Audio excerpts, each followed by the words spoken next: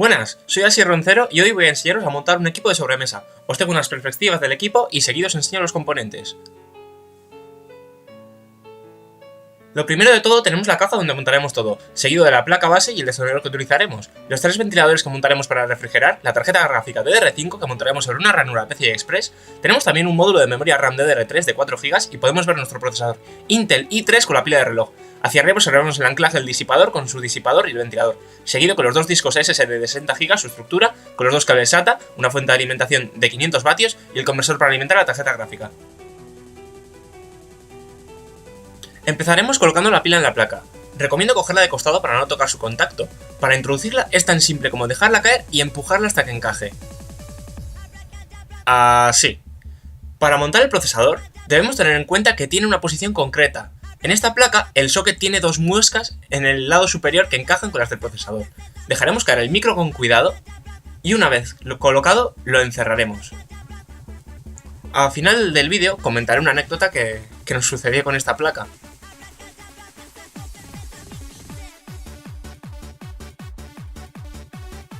Para colocar la placa base dentro de la caja, tenemos que tener en cuenta que los conectores tienen que salir hacia afuera, como señalamos aquí. De manera contraria, pues no podíamos acceder a ellos. Colocamos la placa con los conectores apuntando hacia afuera y empezamos a atornillar. Ahí la colocamos, nos aseguramos de que todo encaje bien, empujamos un poco porque esta placa no encaja del todo bien y empezamos a atornillar. No he marcado los puntos de atornillado ya que los define la caja en la que montemos, pero por lo general se suelen apretar todos los exteriores y unos 3 interiores. También comentar que para montar esta placa, en la caja hay que empujar un poco ya que no encaja del todo a la primera, es decir, tiene un poco de juego. Aquí os dejo en velocidad de express atornillando la placa. Otro más. Todos los exteriores.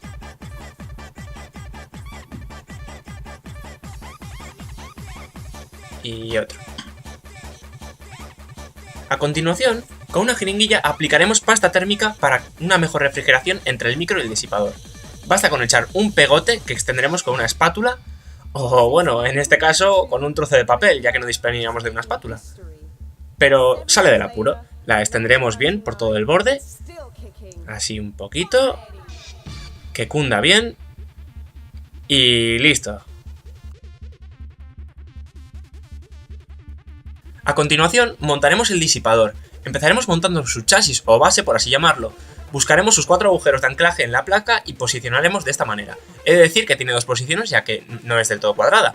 Y comenzaremos a insertar los circlips. Para colocarlos es simple, tenemos que dejarlos abiertos, colocarlos en el chasis o base y una vez colocados presionar hacia abajo, para que se cierren.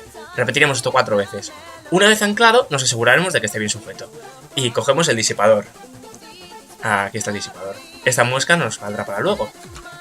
Buscamos los 2 agujeros de anclaje que tiene y lo colocaremos mirando hacia las vallas de expansión, así, ya que el ventilador irá hacia esta posición. A la hora de apretar, tenemos que tener en cuenta que los tornillos son largos y el disipador es metálico. Para no doblarlo y ponerlo de manera correcta, apretaremos alternando los lados. Es decir, a medida que aprietas un lado, aprietas el otro. Una vez fijado, así, seguimos, terminamos de apretar. Es importante alternar los lados, ya que podríamos fracturarlo.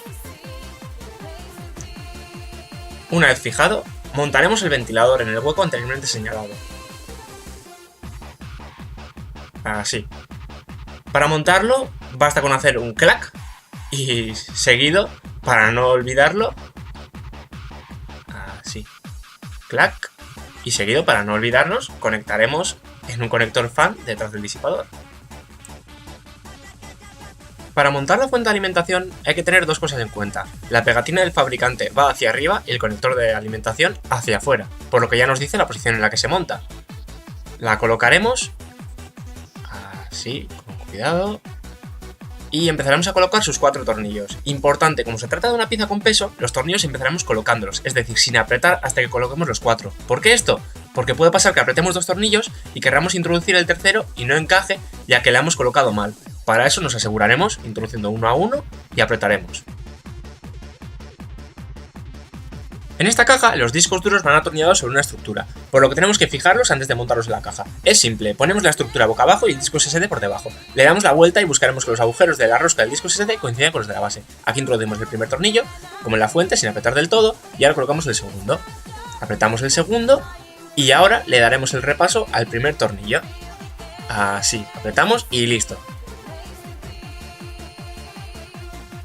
Lo primero de todo vamos a introducir los cables SATA. Pasaremos el primer cable por el chasis de la caja. Ahí está, y una vez el segundo, pasaremos el segundo cable.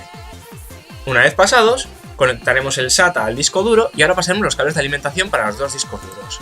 A tener en cuenta que empieza a haber mucho cable y va complicándose la fiesta. Una vez conectado, lo insertaremos hasta que haga un clac. Ahí está, clac. Hizo clac. Ahora el segundo es más o menos lo mismo, conectamos el SATA, pasamos el cable de alimentación, solo que este al ser más corto pues tenemos que jugar un poco con él, pero como podemos ver encaja y hasta hacer clac. Los cables del panel frontal suelen ser la parte más complicada del equipo. En la placa base se suele poner donde hay que introducir cada cable, pero muchas veces es una tarea de chinos y lo mejor acaba siendo mirar en internet o en un manual de la placa. He de recordar que en el panel frontal se conectan los botones de Power, Reset, sus correspondientes LEDs y el disco duro, y el tan agradable speaker. Agradable digo porque si suena es que algo has hecho mal. Seguido conectaremos también el USB, su clavija es fácil de localizar y solo tiene una posición. Difícil conectarlo mal. Una vez puesto, conectaremos también el de audio, que también tiene una única posición.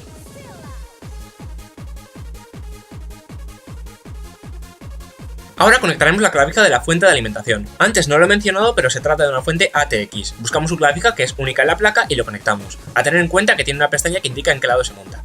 Ahora montaremos los SATA. ¿Por qué hay 3 cables si solo hemos montado 2 discos? Es porque esta caja dispone de una conexión SATA adicional arriba del panel frontal, pero en orden de posición ocupará la posición 2, ya que las posiciones 0 y 1 serán para los discos que montamos anteriormente. Por orden, 0 será el primer disco que reconozca en el arranque, aunque podemos cambiar el orden desde la BIOS. También podemos montar un RAID 1 o un RAID 5 si disponemos de muchos discos y mucho dinero.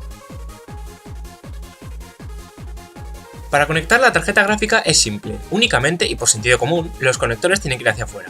Además, todas las placas tienen una ranura exclusiva para la tarjeta gráfica, ya puede ser PCI, AGP, pero en este caso contamos con una PCI Express. La insertamos haciendo un poco de presión y quedará encajada. Ahí apretamos un poquito, claro, listo. Ahora la atornillaremos para que no se mueva ni un milímetro. Colocamos los tornillos y los apretamos.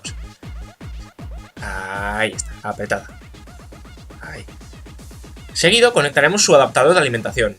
En el lado de la gráfica es un conector de 6 pines con un clip como el de una ATX y en el otro lado un simple Molex. Conectamos el Molex, ahí está, bien encajado, y ahora conectamos la gráfica con un clip. También, ya que estamos por distancia, pues vamos a montar el alimentador del microprocesador, que el conector está justo detrás del disipador, como podemos ver ahí. Lo señalo y ya veis que por distancia pues está bastante lejos, por lo tanto lo hemos dejado para el final. También aprovecharemos y conectaremos el USB 3.0 del panel frontal, que va justo ahí, debajo de la gráfica. No lo hemos conectado antes, ya que si no, por la tarjeta gráfica, pues nos estorbaría. Y ahí está. Para montar la RAM tenemos que fijarnos en su conexión. Al ser de tipo DDR3, un lado es más largo que el otro, por lo que a la hora de montarlo, si tenemos un poco de ojo no tiene ninguna complicación.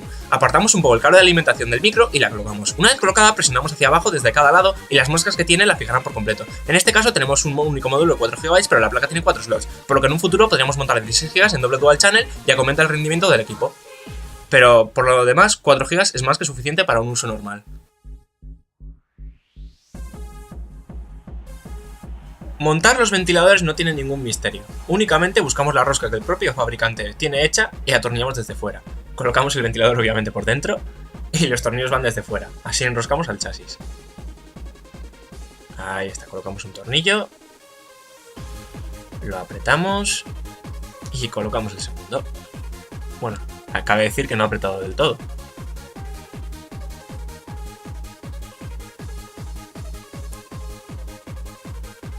Ahora aprovechamos y lo conectamos a un conector Molex que tenemos cerca.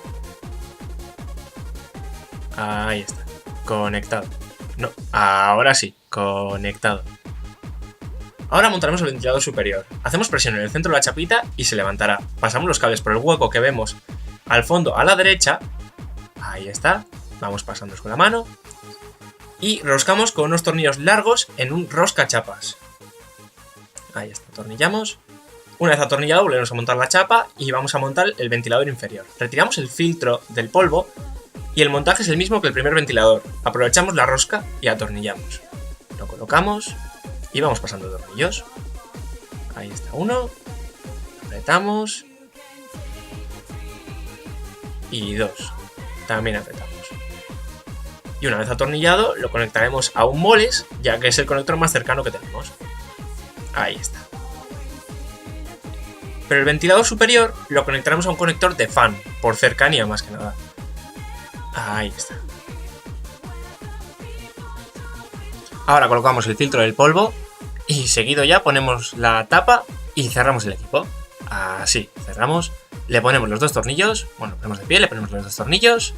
Ahí, uno y dos. Y listo, ya tenemos el equipo montado.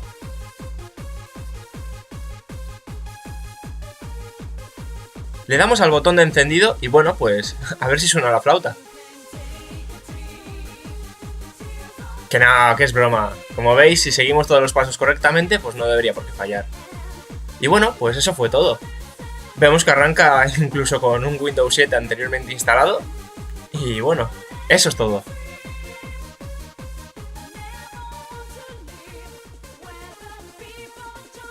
Al principio del vídeo comenté que iba a explicar una pequeña anécdota. Y es que el socket de esta placa tenía los pines doblados y no hacían contacto con el procesador, como estoy señalando ahí. Podéis observar que alguno aún sigue doblado, pero está en contacto. Para repararlo, usamos un destornillador de precisión minúsculo y con mucha paciencia, una lupa y la linterna de un móvil conseguimos poner los contactos rectos. Este destornillador no, por supuesto, este solo demuestra. Con esto ya se acabó. Se despide, Asier Roncero.